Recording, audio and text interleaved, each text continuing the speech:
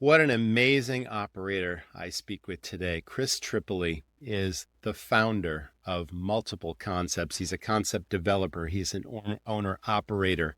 He's a former leader. He's now a consultant. He's a podcast host. He speaks on the industry circuit, as do I. We start from the very beginning, and it was all about having a passion for this business, wanting to just fill yourself with knowledge of every aspect of the restaurant business and learn every piece of it, from the kitchen to the front of house, back of house, everything, and apply yourself as a young person, move up in an organization, become a leader, open concepts, be an owner operator. There are so many key learnings in this episode. You're not going to want to miss it. So stay tuned with Chris. You've also heard me talk about the Restaurant Profit Maximizer. Now, this episode is also about important financial acumen and analytics and improving profits and working on your business, not in it. The Profit Maximizer is immediately actionable ideas that you can put in place to boost your bottom line. So check that out at restaurantrockstars.com/profit maximizer. Now, on to the episode with Chris. Stay tuned. You're tuned in to the Restaurant Rockstars Podcast. Powerful ideas to rock your restaurant. Here's your host, Roger Bodwin.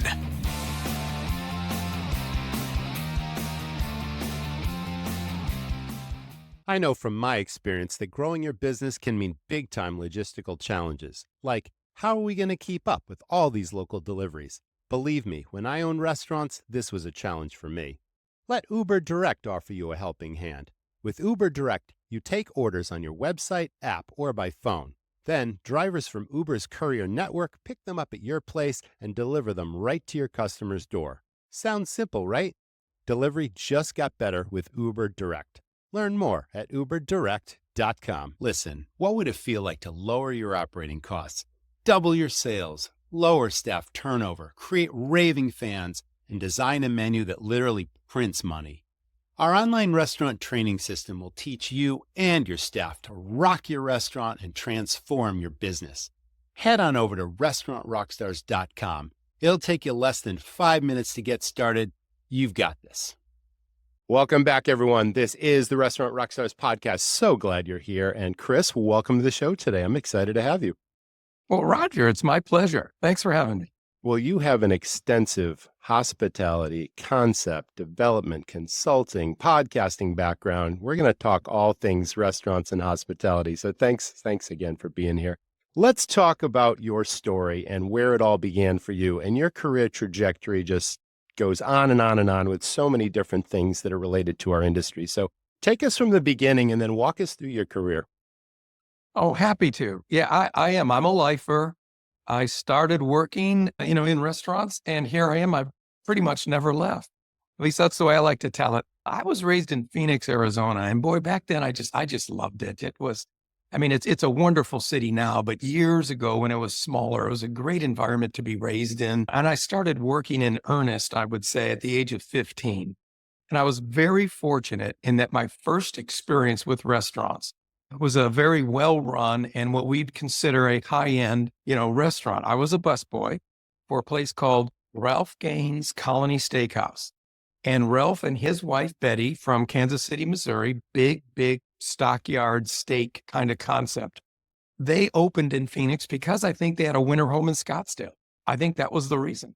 Okay. And back then, late 60s, early 70s, nicer restaurants always had that lounge, if you remember. So this was a steakhouse, high-end seafood, but then had the lounge. And the lounge had live entertainment. And Phoenix was on sort of a circuit, which they are probably still on now, with entertainers going in and out of Vegas. So at a young age, I saw good jazz acts. I saw good, singing acts. I was just so enamored with the level of service, high end. Here I'm a busboy wearing, a cummerbund and a bow tie and the red jacket, and you're painting that picture. Yeah, this is great.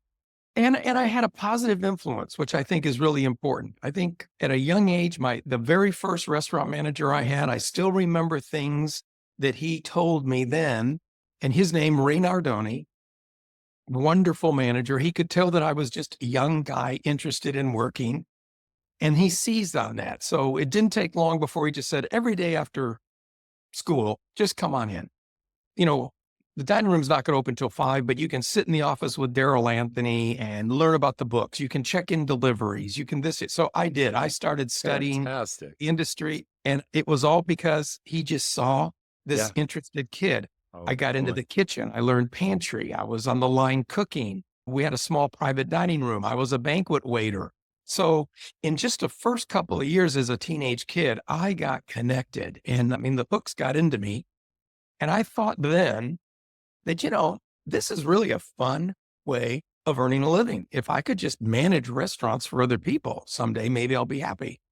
Well, that happened quicker than I thought. You know, I started managing in my early 20s. I was running a very large tourist attraction outside of Phoenix called Pinnacle Peak Patio. I went there once. I went to a wedding at Pinnacle Peak Patio. This has got to be 30 years ago, but I know exactly the spot you're talking about. Sorry to interrupt, but I've been there. I know. And it was just an iconic thing. And I'm young. It's my first crack at management. And I'm really turned on to see that there's the method to the madness. You know, there's a system of costing and budgeting and labor scheduling, and things just don't happen. You know, you have to develop systems for this. So I'm learning while I'm doing, and I'm getting my batteries charged. And then I met a second person who was influential in my life, a gentleman from Houston, Texas, who used to go out to Scottsdale to play tennis and relax. And he loved watching this big Western style steakhouse called Pinnacle Peak Patio. And that's where I met a guy named Chandler, who offered me an opportunity to come to Houston because he was trying to put a group of young, hardworking restaurant managers together to create and expand a Texas style barbecue concept. So here I am, you know, in my young 20s, I'm loving the business, and I'm really challenged by this because, you know, at that time in Arizona, barbecue meant putting a steak on the grill in the backyard. The idea of mixing woods and slow smoking was something that I only heard about in school, but never practiced. So I loved the challenge, and I moved in the mid-70s to Houston, Texas, thinking I would be there for a few years, make some money, learn a few things, and then come back home. Instead, it became home. What a wonderful environment for me to be in. We did Luther's Barbecue was the concept, and I learned so much about training, development. I got involved in operating the openings. So I learned a lot by doing the startups. And so we opened 7 barbecue restaurants in a very short period of time. And the only reason I left that group was that along the way, I developed my first idea of my own. And after hearing a bunch of no's, I came across a couple of guys that liked it and said yes. And so I was able to start my own restaurant company. And I did a Western themed swinging door saloon concept in the 80s in Houston. And we did 2 in Houston and 1 in Austin. Sold that in the late 80s. And then I opened up another concept. So I was able to see the business as a worker, then a manager, then a supervisor. And now I'm an owner operator and learning again from others and learning as we go. Had some very good years, had some very poor years. But that then morphed into my next experience was working with a large entertainment group, helping them concept restaurants. And I did that for a couple of years. We did airport contracts. We became a Chili's franchisee for the state of Hawaii, and we created a very interesting seafood concept called Trulux, first of which was in Houston. Now I think there's like a dozen units in Florida, Washington, D.C., Chicago, and Texas. But I started consulting to do this type of development work for others in the mid-90s. And my first company was called A La Carte Food Service Consulting Group.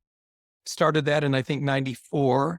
And the idea was to help small growing restaurant operators by providing the same services that if they already were large and established, they would have in their home office. But as you well know, you know, this is a pretty tough industry and margins are tight. Finding the right locations is tight, raising money, retaining staff. So if you only have 2 or 3 stores, you don't have the home office that's doing financial planning and HR work. You still need them. Obviously, once you get to having, 15, 20, 25 stores, you've got that kind of support. So I found the niche and thought I can consult and provide that with a small group of people. And we did that. We did that for about 25 years. And I sold a la carte to a great lady who had worked for me and with me for about 9 years. And she's continuing to operate it. And that kind of brings us up to the current time. I'm now having just a ton of fun. I don't own and operate my own business. I'm in what I would consider probably as retired as I'm going to be. I live with my wife in the hill country, and I am working with my brother who started his leadership coaching hospitality group called the Restaurant Clinic. And the Restaurant Clinic is a ton of fun. Small group of people working with growing independent restaurant companies. I'm on a few projects with him, and I'm doing that along with my work with restaurantowner.com and their podcast called Corner Booth.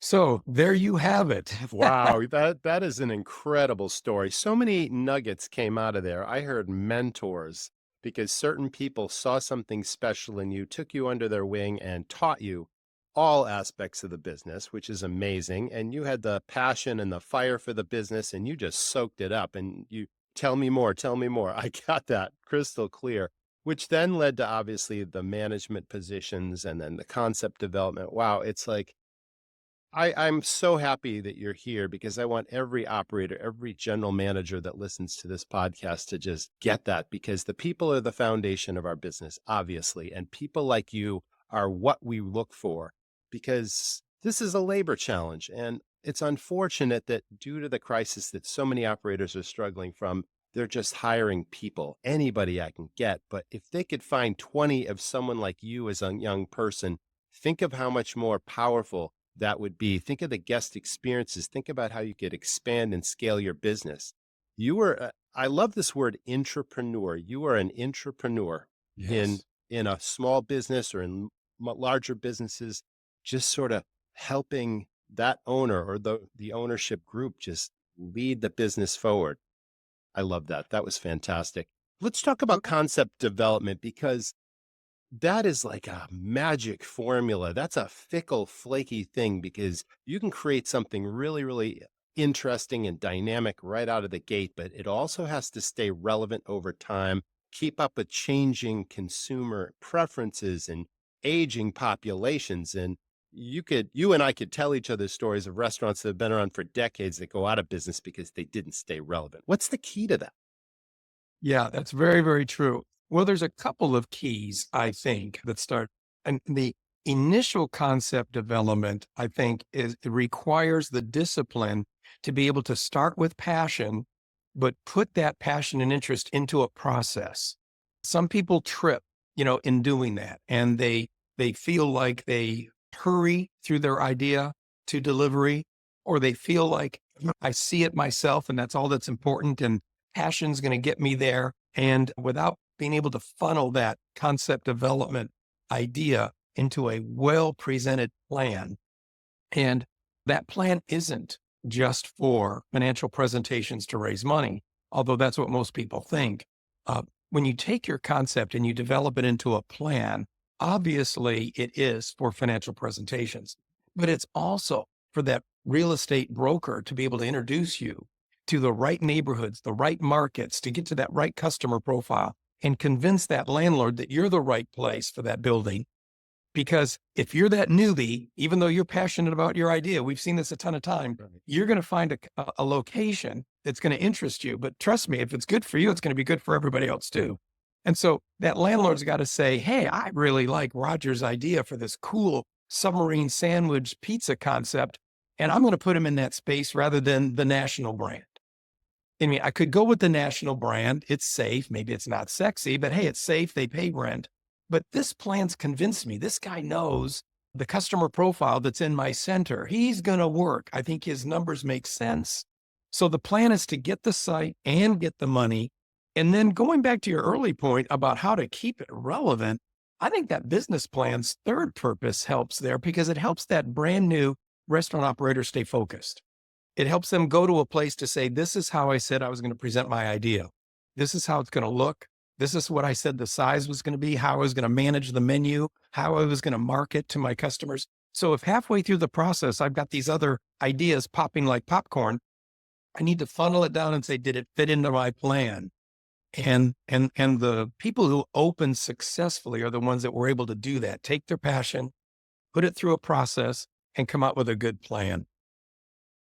That's excellent. You mentioned the word systems a little while back, and I'm a huge believer of systems, and not every restaurant has systems, and it's hard to see a restaurant owner operator that's tied to that business 24/7, and just missing life pass by because the margins are slim in this business. You mentioned that right now. The inflation, the highest labor costs ever, all these challenges that restaurant owners are facing. And the biggest piece is finding great people, like I mentioned earlier, that'll help you run the business.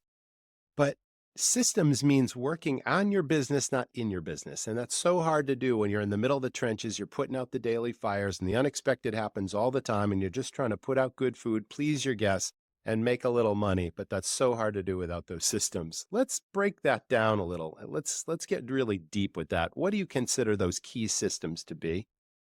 Well, and this goes back to that mentoring. It goes back to the first time I heard this was from my very first manager. And when Ray Nardoni told me as a teenage kid, he said, if you want a future in this business, of course you're enamored with the people. And it is a people business. It starts with people. So you have to trust your people, but you put your faith in the systems. I heard that as a teenager. And I thought, and I still teach that today. What a great business premise. So how to put that in action is to take a look at what it is you want done. And then systems are basically the answer to this question. How can I maintain consistency? How can the guest experience on a Tuesday lunch be the same if he comes back and brings other people on a Thursday dinner? Oh, I better have a system for the setting of the lighting. I better have a system for the mood of the music. I better have steps of service so that we're going to be touching all the steps, not just on Tuesday, but on Thursday. In the back of the house, I better have a preparation list so that no matter who's on pantry, we're making our special pimento cheese crostini in the same manner. We better have a way of sourcing our products so that we're not going to have portion and quality inconsistent. We better have a good training. Boy, bingo, there's the whole other category of training so that people understand the importance of what they're doing.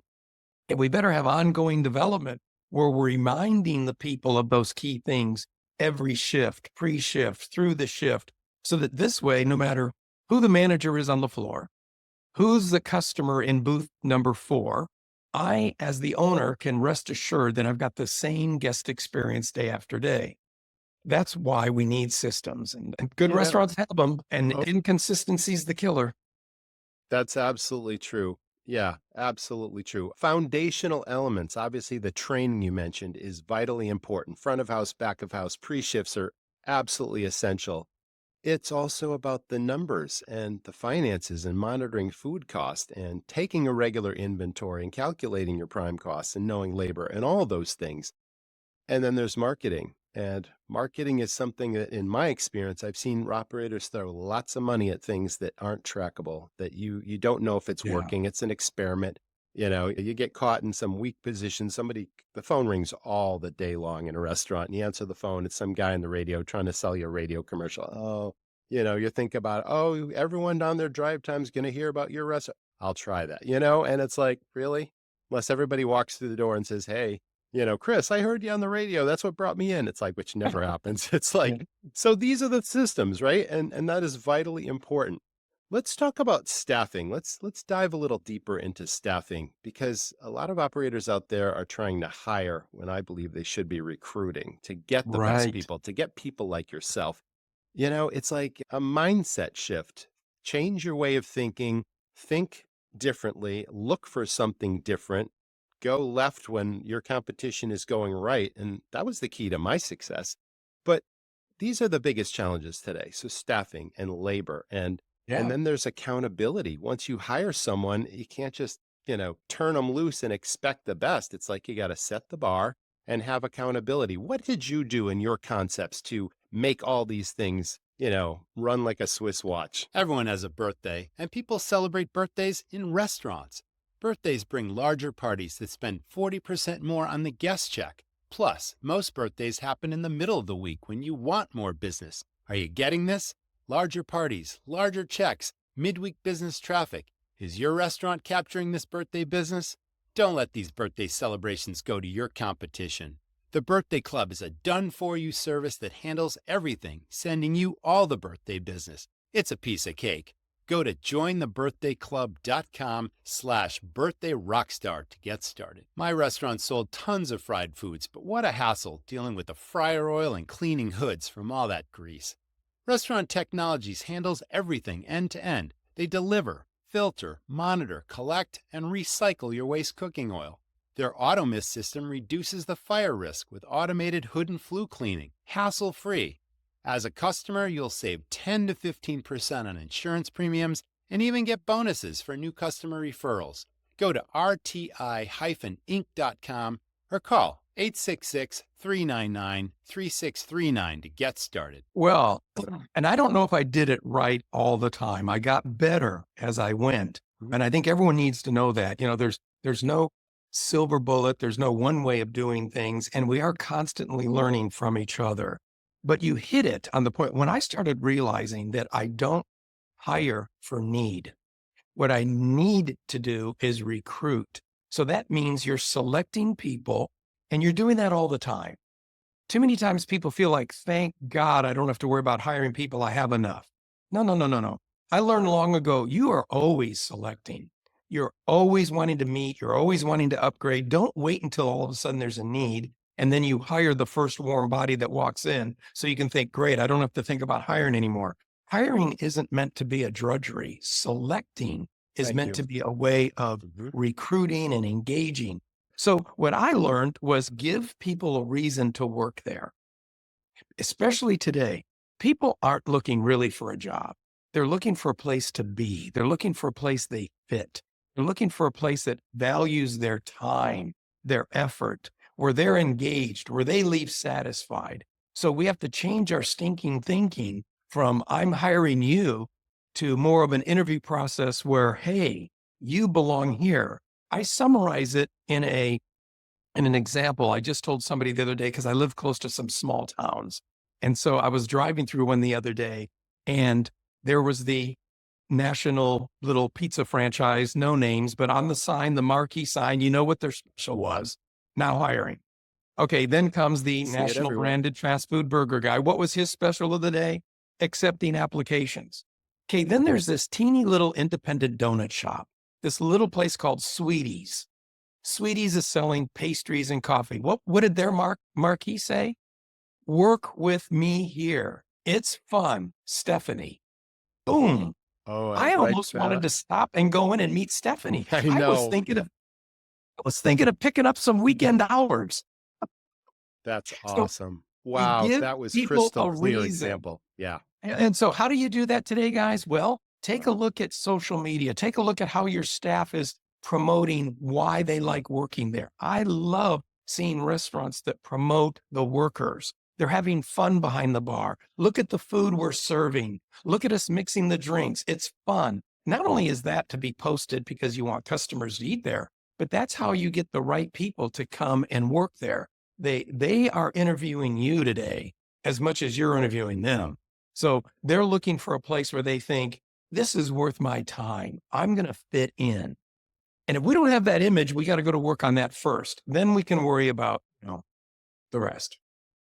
I'm hearing company culture here, and what that culture is to the people that work for you, as well as how they represent your brand to the guest, is such an important, it's such a powerful thing.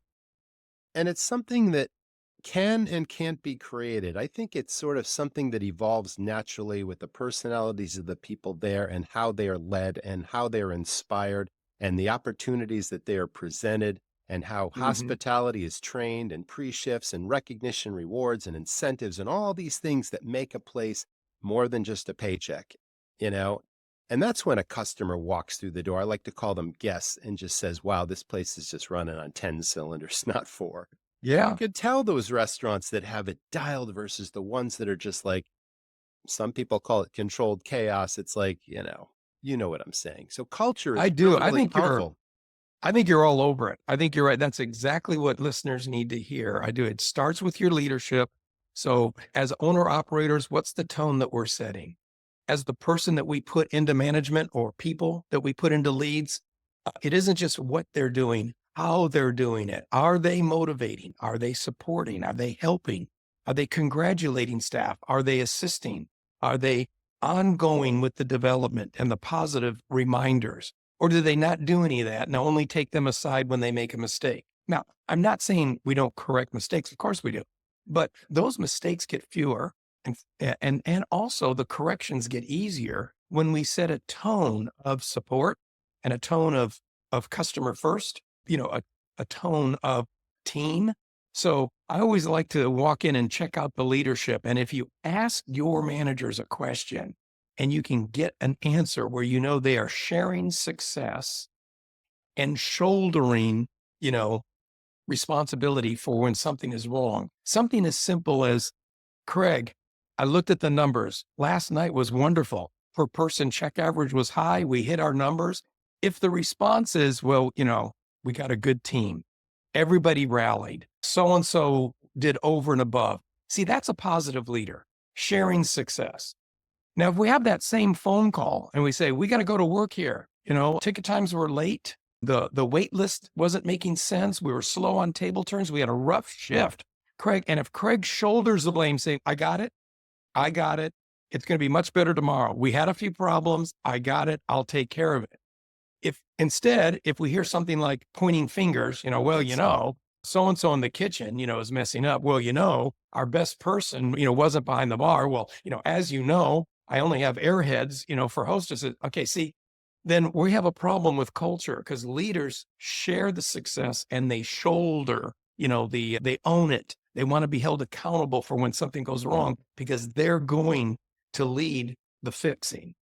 You just described a true leader versus the boss, and I think the shift really happened as we emerged through the pandemic, and it devastated the industry and it wiped out so many restaurants. Those that were still standing and maybe still struggling to get farther down the road than they had this boss mentality before the pandemic, and they've maintained that boss mentality. And you can't bark orders and sit in the back office and have expectations, right? Because that's just setting your people up for failure. I think a true leader is obviously leading by example and inspiring others. But you mentioned it earlier, recognizing talent, seeing something special in someone, and then sharing that information and knowledge and expertise and giving them responsibility and even giving them opportunities to make mistakes and fail. And instead of criticizing, it's a critique. And then you reward them for that positive performance. And that's how you build your organization.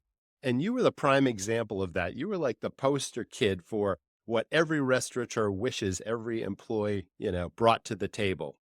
And I think that came through crystal clear in the beginning. And I think that's what everyone needs to remember in new recruits or new hires and everyone that walks through the door. Don't set them up for failure. Give them a roadmap. Shadow your veteran people that you consider to be A players. Have mentors in your business. You can't do it all as an owner. You really need to. And I hate the word delegate. I'm all about empowerment. And that's what we're talking about here. So I think you and I are totally on the same page with that. Yeah, no, you're right. And it is, there seems to be 3 steps that I see successful independent operators do when it comes to staff. And the first one is they're embracing those changes. They're not running away from them. They know COVID changed things. They know the customer demand is different. They realize that the labor market is tighter. They realize selection isn't hiring and it's competitive. So you can't just manage the way we used to. It's a different world, and don't stand off from those changes. Embrace them. And then the second thing they're doing, and you mentioned this, is engage people in the process. Staff want to feel like they belong. So don't just train, tell, and walk away. They got to feel like they're a part of the process. Engage them. A lot of times the best answers to how we can improve the guest experience come from the staff. Absolutely. So engage people in the process. They will be easier to do things if they know they had sort of a say-so in those things. And then the third one is the one you just mentioned, empowerment. Micromanaging doesn't work anymore. Negative expectations was really never any good. It certainly doesn't work now. So you have to be able to empower people to go do the doing, provide support if they need it, give them critiques, evaluations. They will listen if they know that, they're learning and they're part of the team and they're getting better. And if you really do that, embrace, engage, and empower, then you got an up, you've got a little upside over the guy down the street who's still struggling with staff.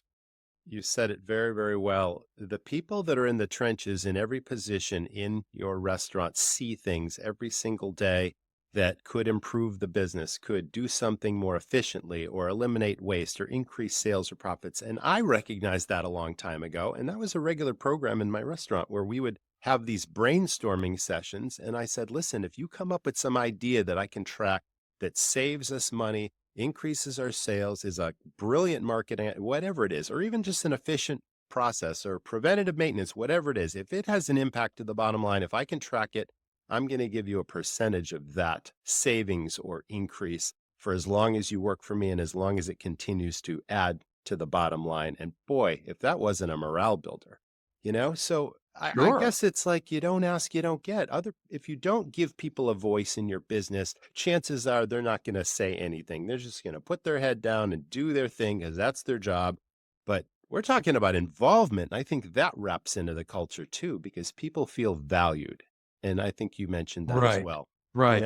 Because everyone works for a paycheck, but people really work for a place where they feel welcome, they belong, and that their voice matters.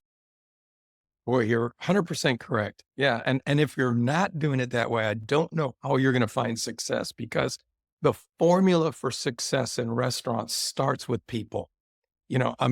As you know from being there, restaurant operators might operate differently. There are concepts from, drive-through to counter service to fine dining. Some have bars, some have private dining rooms. Everyone can be a little different. People can pay $10 for an experience or $200 for experience. I get it. We're all over the board.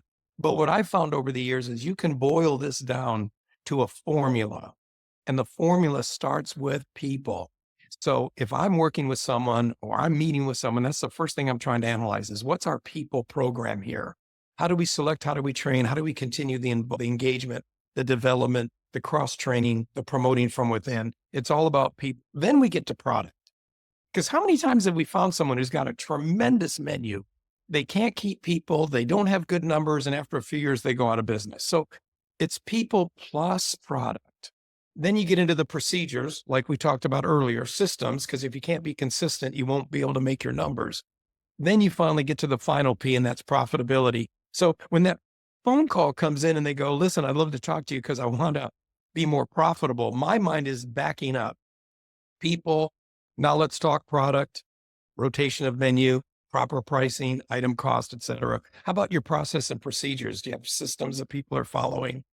Because if you don't have those three, we don't have profitability, or at least not for long. You mentioned product, and the importance of product is knowing your menus inside and out, and knowing your concept inside and out, and having an engaging personality and presenting these things that I call hooks to your guests and letting them know, because I believe that every restaurant, USA or anywhere, literally has first-time visitors walking through the door every day that you've never seen before, that for whatever reason, they heard about it, they were driving by and it was lunchtime, whatever it is, they're there. And now you've got one opportunity to leave a positive impression to hopefully turn that person into a regular. And it really comes down to your people again, because, ice breaking at the table. Oh, is this your first time here? Oh, thanks for coming in. Did you know? And then you present what you know about the restaurant that you believe the guest will enjoy and appreciate. And that's suggestive selling versus the order taker that's got the pad and the pen. What'll you have? Here's the menu, and so many restaurants are still doing that. And they don't realize the thousands of dollars that they're leaving on the table, depending on the size of the restaurant, whether that's weekly, monthly, whatever. It's like training plays a part in that. But it's all about that unique personality of people. And one really important thing that we did was we didn't just train the servers and the bartenders on salesmanship. We trained the bussers and the hosts and the people that answered the phone and greeted people at the door with a first and last impression. And they had so many opportunities to make suggestions to guests while they were waiting for a table, go into the bar. We have this specialty cocktail list. My favorite is this. And everyone would make a suggestion. And even the bussers, you mentioned you started out as the busboy in the red jacket and all that sort of thing. My bussers were so well trained that they could recommend a glass of wine for a lady that would complement Nice. what she was having. And they could go to the point of sale system and put an order in for something while the server for that table was in the kitchen. So it was like this choreographed service where everyone was putting their best foot forward and being brand ambassadors for the business. And that made a huge difference too. And that leads to more of that company culture and team spirit, I think. And just it all goes back to that. you know? Yeah, it does. It all goes back to that. You're right. It all starts with, what the owner operator is expecting that experience to be. And is that properly conveyed? And does the leadership team present that? Just the other day, I had somebody tell me that he's having trouble with the floor staff. I bring him in, I tell him, I train them. They just don't care because I hear days later they're not doing it. Finally had to grab him like, we just want to shake and say, why is it that you think when we go to New York and we're in the entertainment capital and we're watching a Broadway play, these are award-winning actors and actresses. Why do they have a director? Why don't they just have someone that says, well, by now, if they can't deliver a line, who needs them? Fired. Are you kidding me? You're the director. These people are your actors, your actresses. So just because you gave them a script, don't walk away. You're failing them. You need to do the pre-shift. You need to do the motivation. You need to keep them interested. You need to give them reminders so that they're on their game. Because if that server comes up to the table and can't describe a menu dish, can't describe the special, doesn't want to suggest the special, the first person that I want to smack is whoever's managing the floor, not them. Oh my God, you just wrote my book, because I've always been a huge believer that this business called hospitality is really show business. It's entertainment. And you're absolutely right. As a leader, you are the director, the producer of the show, and you've got actors and actresses on stage to bring the show to life. And we use props to help sell what we have for sale. And we give the guests experiences, not just food and drink.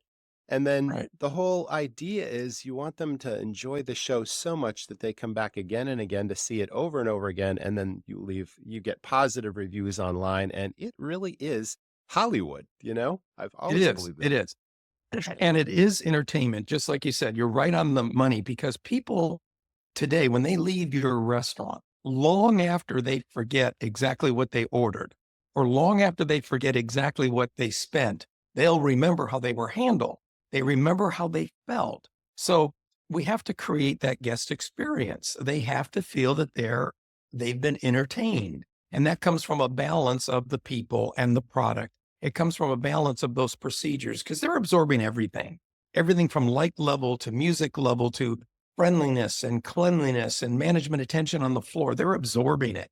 And they're going to leave feeling like this was worth my time, or they're going to leave just thinking, it was okay. And then bingo, they're on to some other place.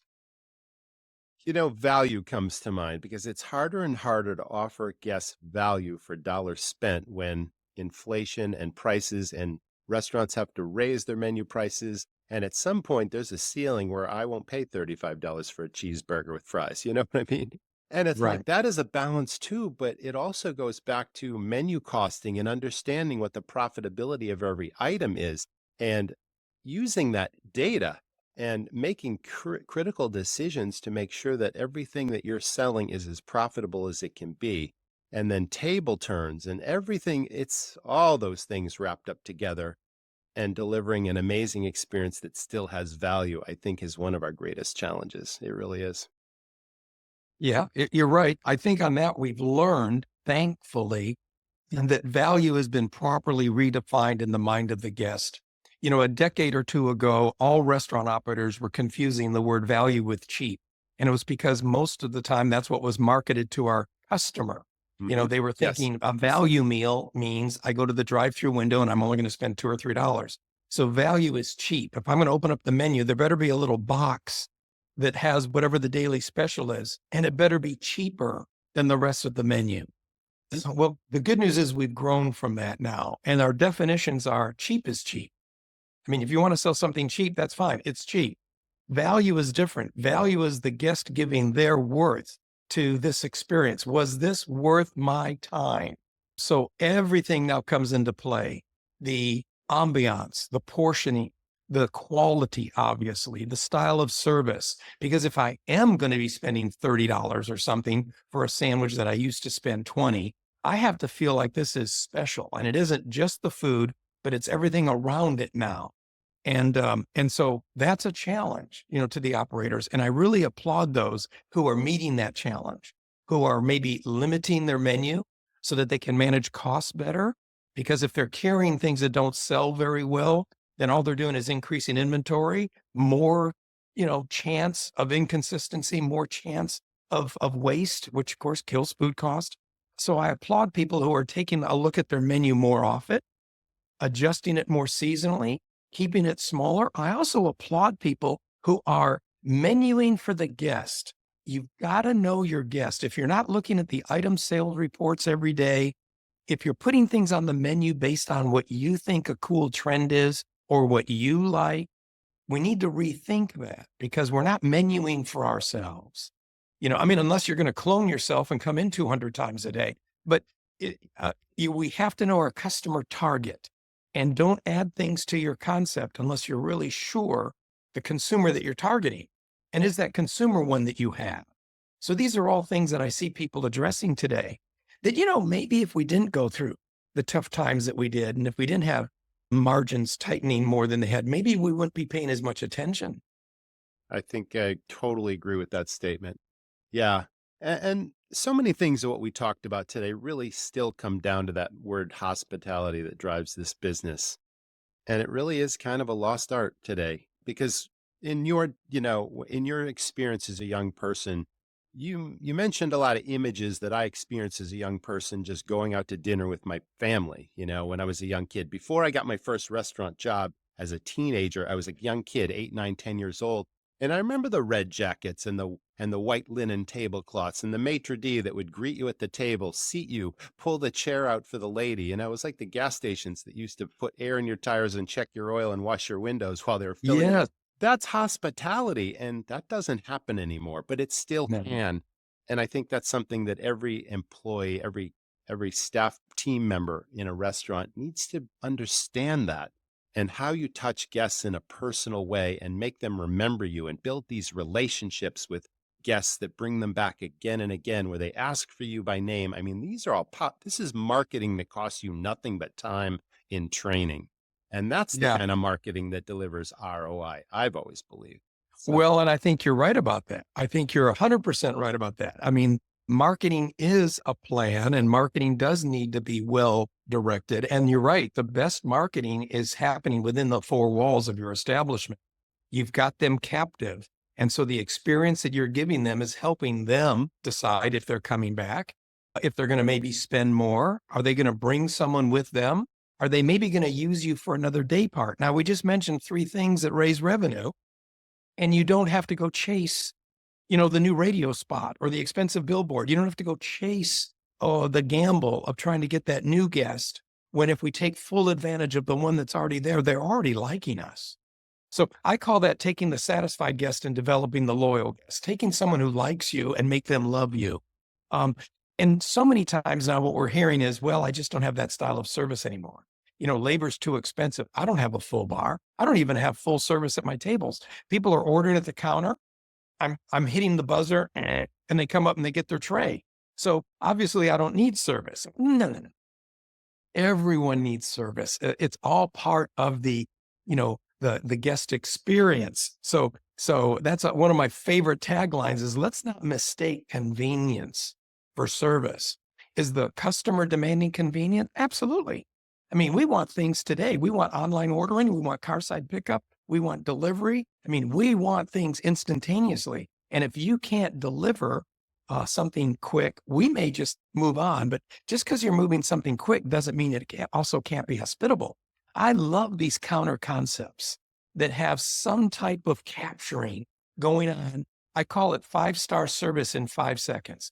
How can I walk through the line, but still capture a moment, still make eye contact, compliment my order, suggestive sell a dessert, do something that captures me rather than just move my tray and hit the POS button. Do something more than the mechanics That's our challenge. As you and I see the industry moving, further to smaller locations, limited menus, fewer staff, more counter service, more use of kiosks. Our challenge is going to be delivering some personal grab in a little limited period of time. And the winners will do it, though. That's the balance you're talking about. And I'm really glad you brought up that point because there is so much restaurant tech out there right now, and it's overwhelming. And an operator needs to make a decision. What is the necessary tech that's going to increase convenience to the guest? It's going to make my processes and my systems simpler so I can deliver better experiences, but I don't want to replace people. And there's a lot of robots out there, to just help with this labor crisis. And there's a lot of tech out there that is attempting to replace hospitality with convenience. And that's sort of a slippery slope, I think. And you go to the NRA show and you see 80% of the floor is new technology. And it's like, Yeah. where do I begin? And I think this industry has been slow to adapt to tech. It's kind of still old school. Yes, there are very savvy, progressive operators that have embraced technology. They're using it to its best effect. And I think that you got to find that balance, and you got to invest in something after vetting it and Yeah. getting reviews and making sure that this is going to work for my operation. It just doesn't sound good because there's a cost to it. But if you look at it correctly and make the right choices, it should be an investment in your improvement of your business versus a monthly cost that, gee, it's not what I thought it was, and now I need to cancel that. Is there any tech that really stands out to you from what you've seen that really doesn't lose the hospitality, but really improves the business? Well, yeah, there is some. And I always start with technology. I always tell clients, let's start from the back of the house and move forward.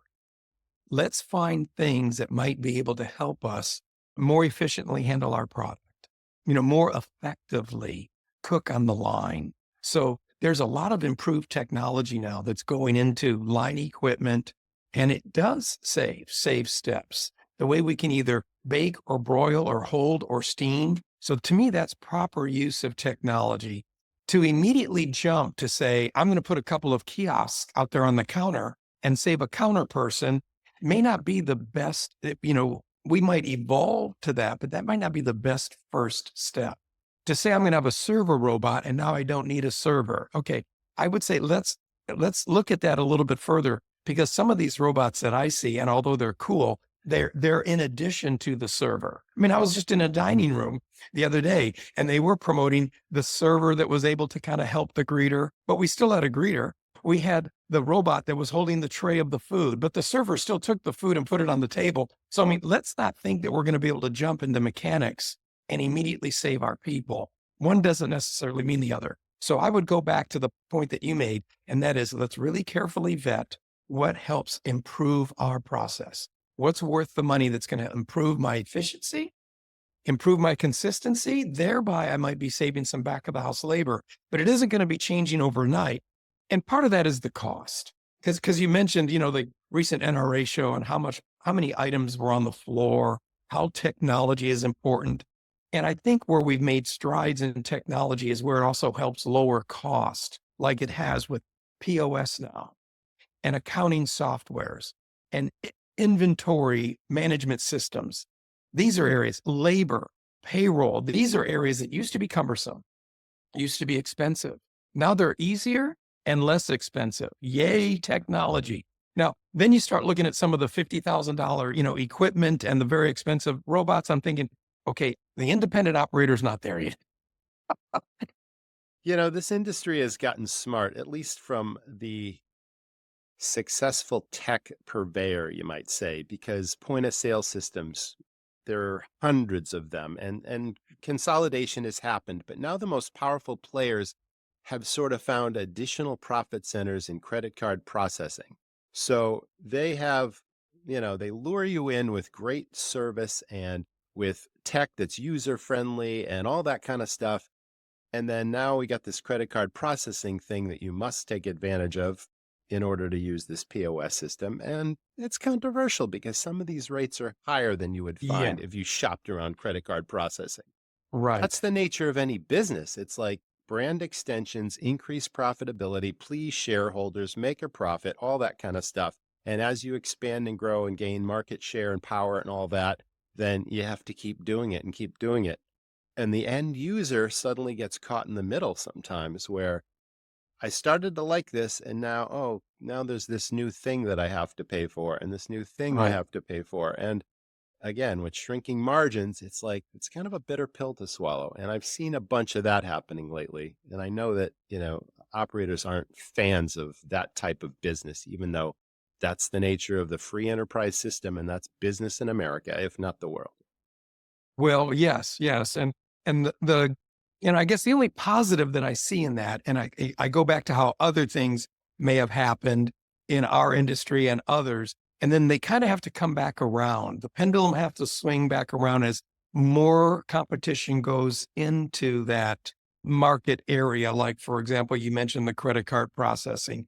As we get more options, that puts pressure on things to be able to deliver better service or be more cost competitive, because there's no real reason for us to have to do a really good POS, because I also like the inventory program, but now I've got to do credit cards and I hate the credit card process.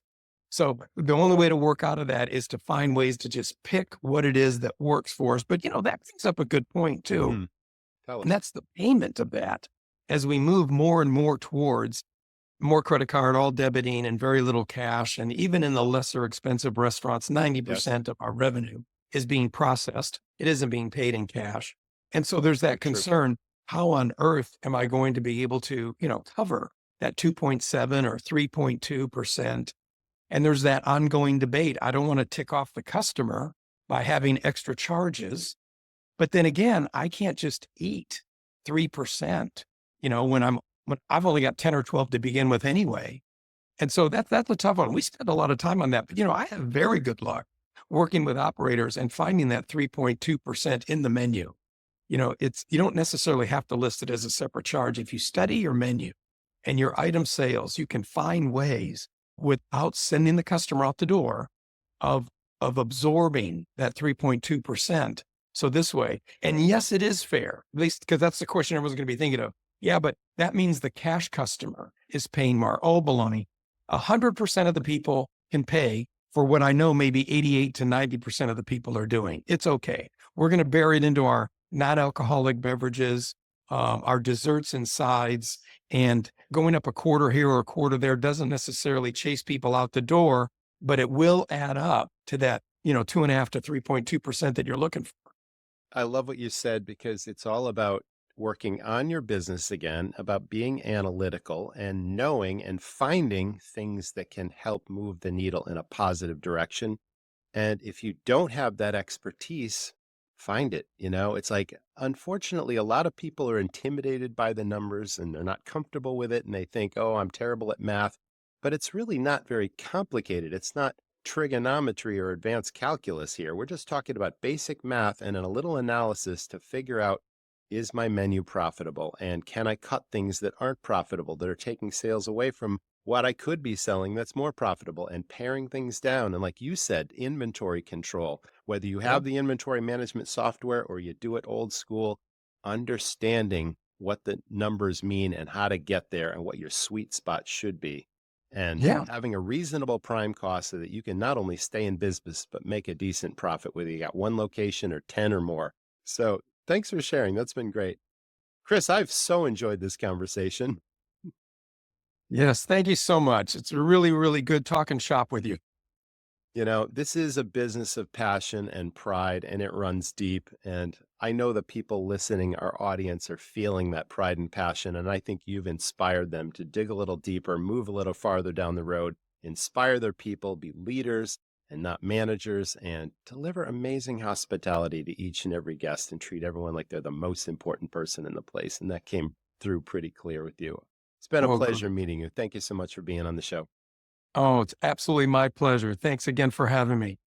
Thanks so much, audience, for tuning in. Thank you to our sponsors this week. That was the Restaurant Rockstars Podcast, and we cannot wait to see you in the next episode. So stay tuned, stay well, and we'll see you in the next one. Restaurant Equippers has served independent food service operators nearly 60 years. They have low everyday prices and huge warehouse stores in Ohio, Michigan, and New Jersey. Shop for your restaurant equipment at equippers.com or call 800-235-3325. Their experienced specialists are standing by with thousands of name brand products available for immediate store pickup or shipment. Restaurant Equippers is a family-owned business just like yours. Give them a call for all your equipment and supply needs or visit them at equippers.com. Thanks for listening to the Restaurant Rockstars Podcast. For lots of great resources, head over to restaurantrockstars.com. See you next time.